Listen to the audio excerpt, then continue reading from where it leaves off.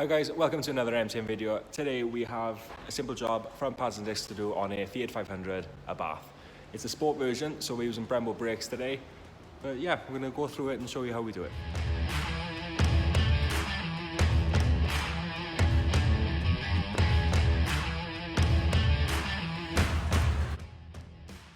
So with the front wheels removed, you can see the front brake assembly and you can get at the bolts on the caliper. These are a 13mm and I'm using a blue point ratchet spanner.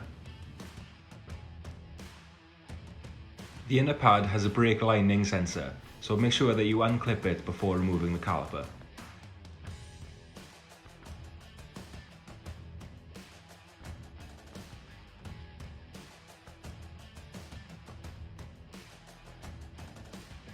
So with everything nice and free and the bolts removed, you can use a flathead screwdriver to remove the caliper and reveal the pads.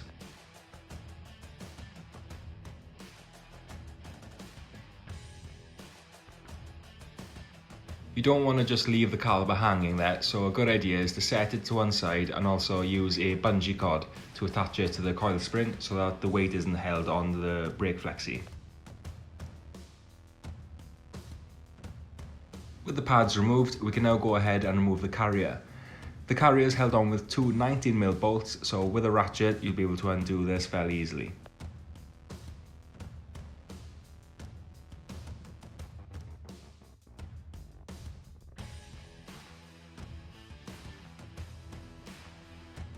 And with this removed, this allows us to have access to the disc. The disc is held on with two bolts which are 12mm, and these also double as locators for when the wheel sits onto the rim. Make sure that you set the caliper to one side before you tap off the disc, just to make sure that it doesn't get damaged.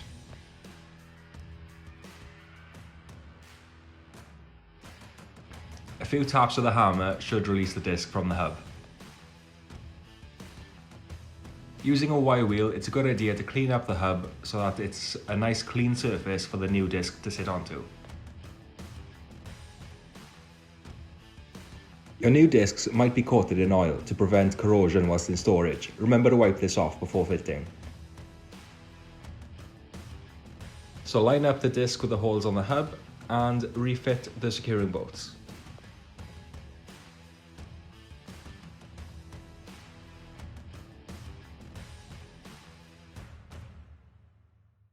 You can also use a wire wheel to make sure that the carrier itself is clean and it's a nice clean surface for the pad to sit in.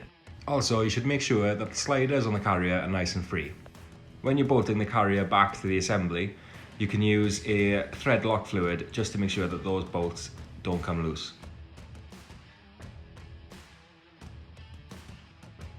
Make sure the bolts are nice and tight with a ratchet, but also don't forget to check your tech data for the correct torque setting.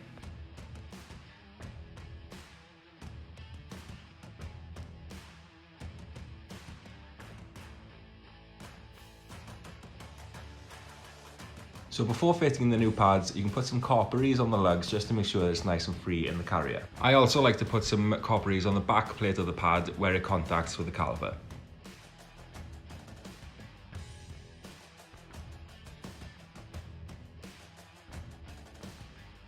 The same goes for the inner pad, as well as putting it on the backing plate where it contacts with the piston in the caliper. Remember that the inner pad is the one with the lining sensor, so make sure that you're fitting the right pad to the right place. Before refitting the front calipers, we need to push back the piston. I'm using water pump pliers because these ones don't need to be wound back, you can just press them in.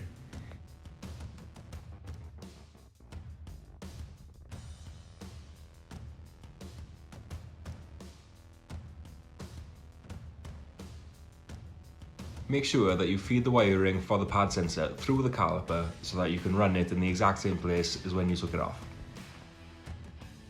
Take extra care not to damage or jam the wire in any way, because on this particular pad, the sensor is part of the pad and not a separate sensor.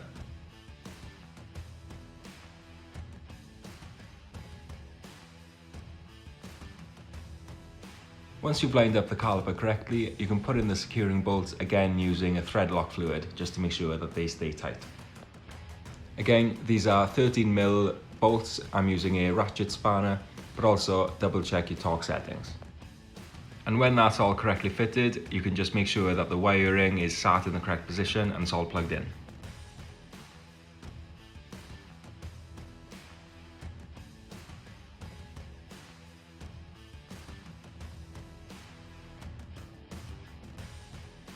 And when you're all done, you want to repeat this procedure exactly the same on the other side.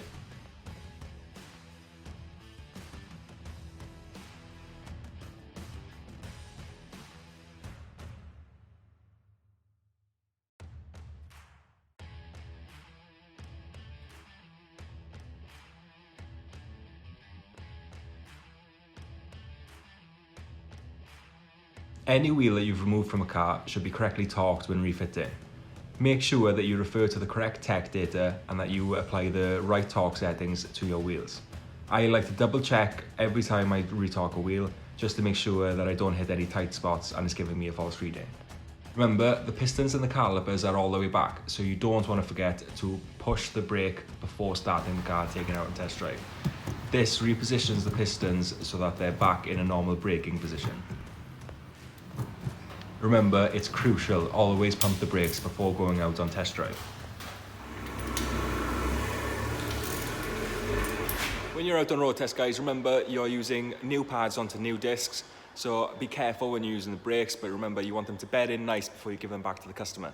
And that is it for this week's video, guys. I hope you liked the video. If you did, please leave us a like and subscribe to the channel, and click here to see more. Cheers.